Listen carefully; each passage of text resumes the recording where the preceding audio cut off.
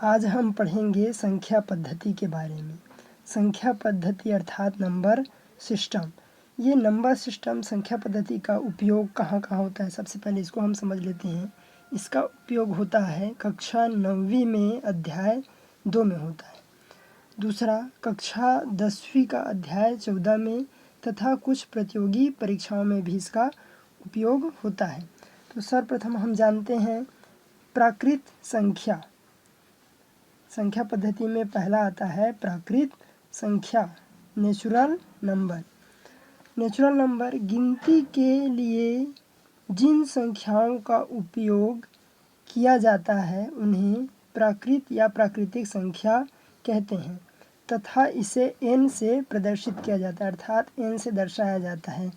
जैसे समझ लो, गिनती के लिए हम किन संख्याओं का उपयोग करते हैं। एक हो गया 1, 2, 3, 4, 5, 6, 7, इस प्रकार से अनंत तक। 100 हो गया, 1000, 10,000, इन सभी का हम उपयोग करते हैं। ये कहलाता है प्राकृत संख्या। फिर दूसरा देखो, पूर्ण संख्या। पूर्ण संख्या अर्थात होल नंबर। प्राकृत संख्या में शून्य को शामिल कर लेने से वह संख्या पूर्ण संख्या बन जाता है। इसे W से प्रदर्शित किया जाता है। जैसे अब प्राकृत संख्या क्या दिया हुआ है। प्राकृत संख्या दिया है 1, 2, 3, इस प्रकार से जो हम गिनती के लिए उपयोग करते हैं। 5, 6, 7 अनंत तक, इस प्रकार से जो दिया हुआ है संख्या, इसमें हम शून्य को और शामिल कर लें। किसको शामिल कर लें? शून्य को। तो शून्य को और हम इसमें शामिल कर लेते हैं, तो अर्थात 0, 1, 2, 3 ये सभी क्या है, पूर्ण संख्या बन जाता है।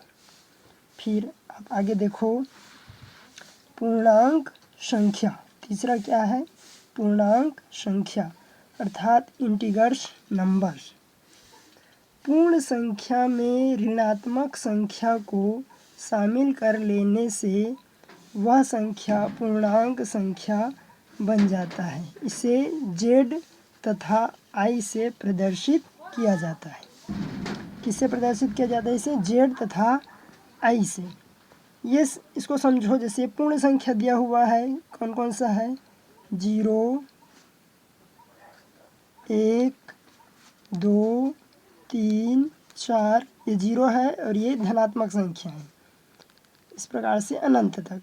इसमें हम ऋणात्मक संख्या बाईं ओर, 0 के बाईं ओर जो लेते हैं ऋणात्मक संख्या, उसको भी हम शामिल कर लेते हैं। जैसे ऋण 1 हो गया है, ऋण 2, ऋण 3, ऋण 4, इस प्रकार से इधर अनंत तक ये हम शामिल कर लेते हैं ऋणात्मक संख्या को पूर्ण संख्या में। तो ये क्या बन जाता है? पूर्णांक संख्या। फिर अब आगे देखो, परिमेय संख्या, रेशनल नंबर। वह संख्या जिसे हम P/Q अर्थात P/Q के रूप में व्यक्त कर सकते हैं, जहाँ PQ कोई पूर्णांक है तथा Q = 0 अर्थात Q जो है 0 के बराबर नहीं होना चाहिए। इसे Q से प्रदर्शित किया जाता है। अर्थात समझो इसको, जैसे Q बराबर Q दिया है, इसको P/Q के रूप में हम व्यक्त करेंगे। ठीक है, P/Q के रूप में, अर्थात जितना भी पूर्णांक संख्या दिया हुआ है उसी का उपयोग करेंगे। तो पूर्णांक संख्या जैसे दिया हुआ है यहाँ पर, ऋण 4 मान लो, और कोई भी संख्या दिया है 7, तो ऋण 4/7 अर्थात जो भिन्न के रूप में होता है उसको कहते हैं परिमेय संख्या। जैसे 3/5 हो गया, 2/3 हो गया, इस प्रकार से, या 0/1 भी कर सकते हो। लेकिन इसमें जो नीचे का संख्या है Q का मान, अर्थात Q का मान जो नीचे का संख्या है वो 0 नहीं होना चाहिए। यदि आप 1/0 रखते हो तो ये जो है गलत हो जाएगा, ये परिमेय संख्या नहीं कहलाएगा। फिर आगे देखो 5वां अपरिमेय संख्या। अपरिमेय संख्या अर्थात होता है इर्रेशनल नंबर, वह संख्या जिन्हें हम p/q के रूप में व्यक्त नहीं कर सकते, अपरिमेय संख्या कहलाती है। अर्थात हम भिन्न के रूप में जिस संख्याओं को उपयोग नहीं कर सकते उसे क्या कहते हैं, व्यक्त नहीं कर सकते, उसे कहते हैं अपरिमेय संख्या। जैसे आप देखे होंगे करणी के रूप में रहता है संख्या, करणी 2, करणी 3, करणी 5, इस प्रकार से जो संख्या होता है वो क्या है, इसे हम p/q के रूप में व्यक्त नहीं कर सकते, इसलिए ये संख्या क्या है, अपरिमेय संख्या कहलाता है। फिर आगे देखो 6वां इसका आता है वास्तविक संख्या, जिसे बोलते हैं हम रियल नंबर।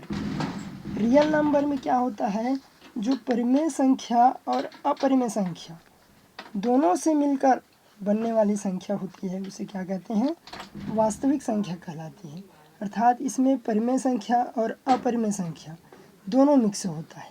जैसे मान लो आगे हमने देखा परिमेय संख्या क्या था, ऋण 4/3, कुछ भी ले सकते हो, 2/7, 5/7, 5/3/8, इस प्रकार से जो भी संख्या है ये सब। और इसके साथ में क्या जो करणी वाला आया है वो करणी 2 हो गया, करणी 3 हो गया, करणी 5 हो गया, ये सभी दोनों संख्याओं को मिला के परिमेय संख्या और अपरिमेय संख्या दोनों को यदि हम मिला लें तो वो कहलाता है वास्तविक संख्या। तो मेरे ख्याल से ये जो समझाया मैं संख्या पद्धति के बारे में, ये आप लोगों को बहुत अच्छा समझ में आया होगा। तो इस वीडियो को लाइक करें और शेयर करें और सब्सक्राइब करना ना भूलें। धन्यवाद।